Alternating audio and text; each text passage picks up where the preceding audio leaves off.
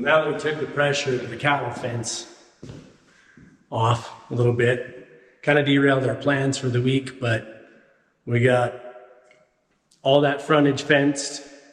We've got the new road that I cut that needs to get fenced, but we've got a protective line already in place over there anyway, and that one got fixed up. So it's pretty okay. That takes the immediate pressure off. We can get to pounding those other posts, but I want to get the tractor fixed first because that new cut on that new road, I'd like to get the tractor over there with the roller and roll that first and at least get it kind of set and tightened up a little bit. I think the cut is fine, but if I could settle it and compact it a little bit tighter before we go on it, I think it would improve everything and just make things a little nicer. So now we're going to shift back focus to finishing up the tractor, get that done, and back into service. First, I've got some wires to fix that I found that were damaged and worn into, which was causing some of the issues that I had.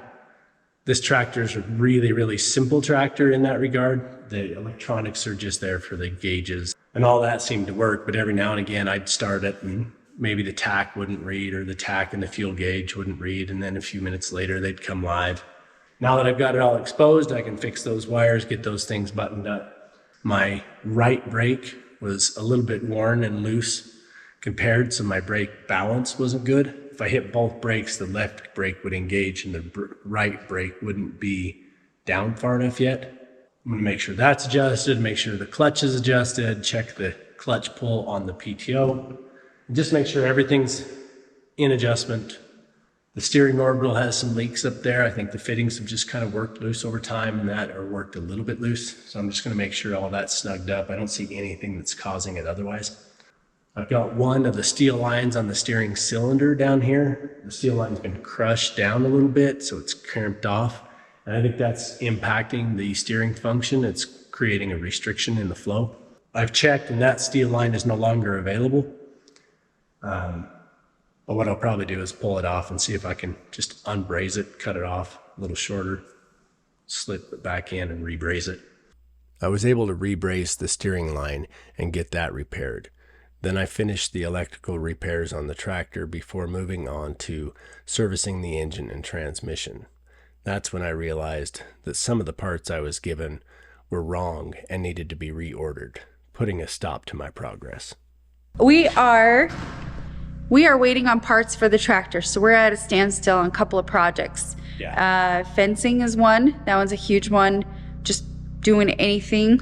A bunch of the stuff outside that has to get done is contingent on the tractor, and we've got a couple of days before the filters will be here because the ones we got are incorrect, so they got that straightened out today, and the new ones will be here in a couple of days. So we need to get some other stuff done. So we're looking at, oh, I got you out of the frame.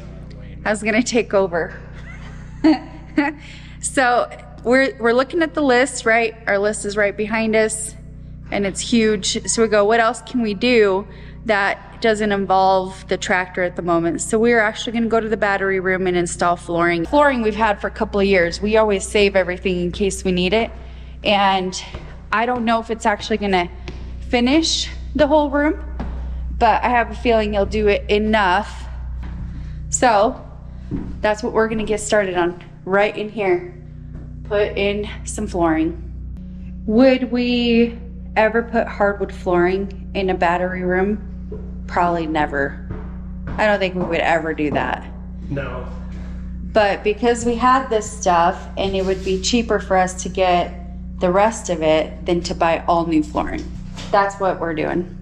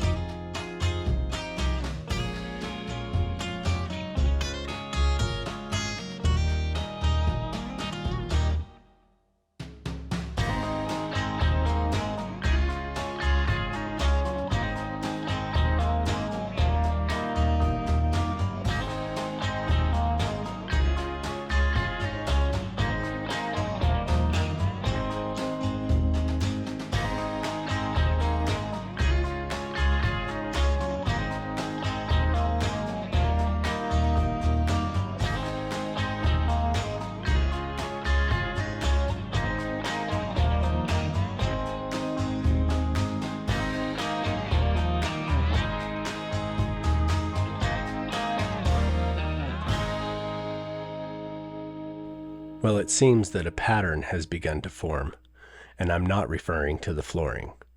This week has been one of staggered progress.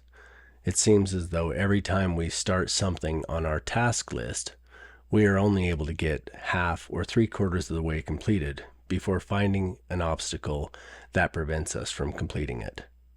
Then we move on to the next item on the list and are met with the same fate. That's all we were able to put down with that. A little bit more than half. Well, that's 2 items halfway done. So now let's move on to the next one and see how far we can get with it. Okay, so we gotta clean the carpet, Okay. which is in here. Oh, it's in here. Yeah, it's this little block. There's a little square block that's the carburetor. We haven't touched this thing since we bought it, and that's been 8 years ago. Yeah, I love this thing. And it still starts up for you, right? Yeah, it still starts and runs. It just doesn't rev out, so I'm sure the carburetor's just a little junky. Okay. So we're gonna take that screw off, which is a Torx. Torx. Yeah, it's a Torx. Okay.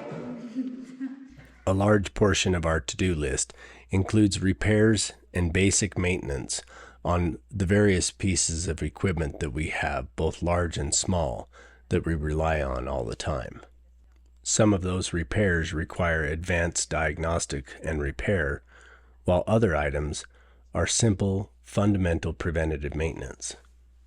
Having no history or background in mechanicking, Ola asked me if I would be willing to teach her some of the basics and introduce her to some real entry-level mechanicking. One reason was to be able to help take some of those basic maintenance items off the list. But in her opinion, the more important reason was to help her be more efficient when using the tools. There's nothing more frustrating than grabbing a chainsaw off the shelf to go cut firewood, getting there and finding that the chainsaw won't start and you have no idea why or know where to go next. So you have to wait until somebody else shows up to take care of the chainsaw and get it started for you. Is there a test at the end of this? Yes. So she decided that if I could begin teaching her some of the fundamentals, that would help her be a lot more independent and be more self-reliant in situations like that. So I decided to begin with the weed trimmer and a basic introduction to simple small engine carburetors. Every spring, about March, we'd have all the parks crew and everybody like that would bring all their small engine stuff in. And we'd spend like 3.5 weeks just going through going through everything small engine. 300-400 pieces of equipment with little carburetors and just one after the other. Do you do that yearly or Yeah, bi-yearly? yearly. Yearly? Unless you own a steel? Yeah, I just want to rip it out. you're doing fine. It's just delicate. Right there is where it's sticking. Why is it delicate? This is mechanicking, No, right? I'm saying like, I don't mean delicate. Oh, it has a thing there. Oh, Yeah. So it's just the hose that comes into here to get keep the pressure differential. I could stick my fingers in there and you can't. Your fingers are too big. Oh, what's that? Pick. So you just have to do it.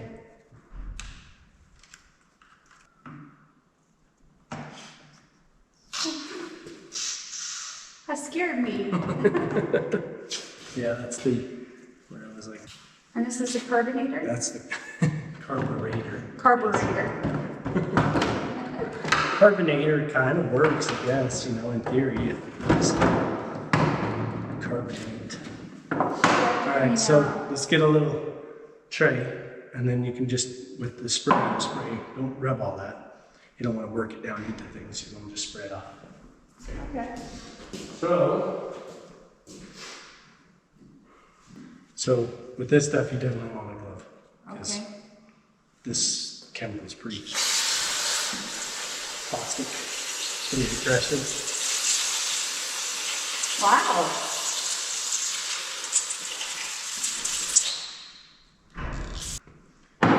That's it? That's all of that. Oh, I keep thinking we're done. We're almost done. Okay. So we need to take the plate off of here Okay. and the plate off of here.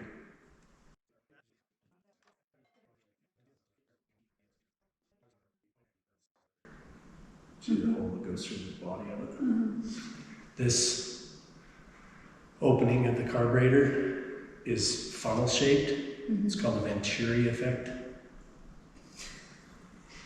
Like Mace Events and Ventura. Venturi. Ventura, like Ace Ventura effect. No, different thing. Venturi is the guy that developed the carburetor and built it. But it creates a siphon effect. It creates a vacuum, a draw. Okay. So it sucks the fuel through that port just by the fact that air is moving through there. It draws the air through that little port.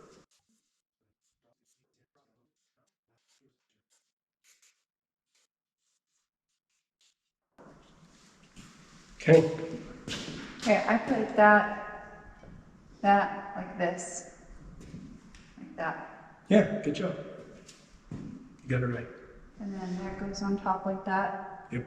So are we done? We're just putting it back together now? Yep, That was it? that was it. Cool. So that could be your next carbonator cleaner. It's like surgery. Yeah. A lot of things correlate to the medical industry, isn't there? A little bit.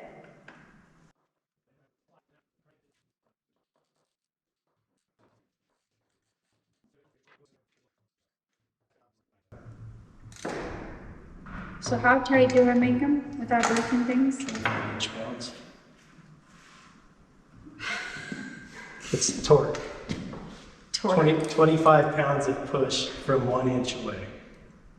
Okay. 25 pounds. So I feel like it's on there fine. I just don't want to like make it super tight. Yeah. Okay. Okay, now you need your little plastic insert. And then your filter.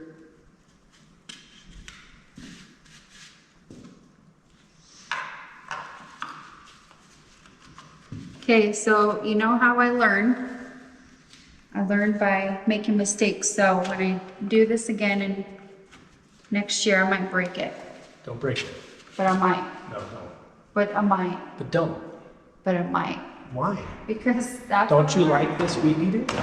Don't just force it. That's it. It's on. It just feels like it should line up right there. It does line up. Crash fuel. We probably should check the spark plug too and make sure it's clean. Spark plug. Yeah.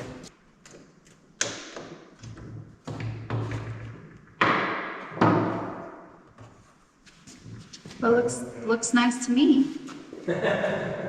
What's wrong with it? Is there something wrong with it? Well, we don't know until we take it out. Okay, I'm calling this a win, and I'm taking that off, the weed trimmer. Look at that, we just did it. The next one is your dump truck, you ready What for if that? what if it doesn't start and run yet? Put it back on the list. Oh. Whoa, what's that? That dirty? That's the spark plug. Oh, Here, let's stick it in here and you hold on to this and I'll show you what it does.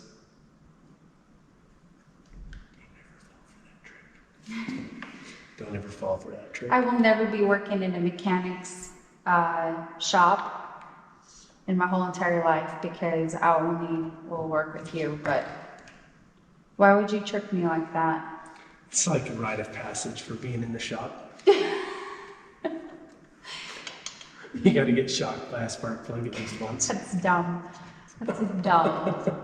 Remember when I told you when I was like 16, we hired this kid at like Burger King or something, and they're like, we need you to go water the plants. All the plants were fake. He did water every single plant. Yeah. That was the rite of passage. I never fell for that. Because, You're too smart for that. yeah, I'm too smart for that. And I even looked at you. Really? Are you serious?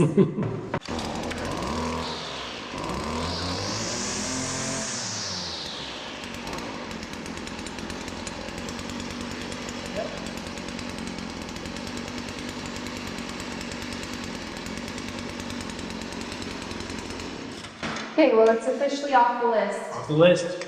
Ready to go to So work? now, your next thing to fix is the dump truck hinge. My next thing to fix is finish this tractor.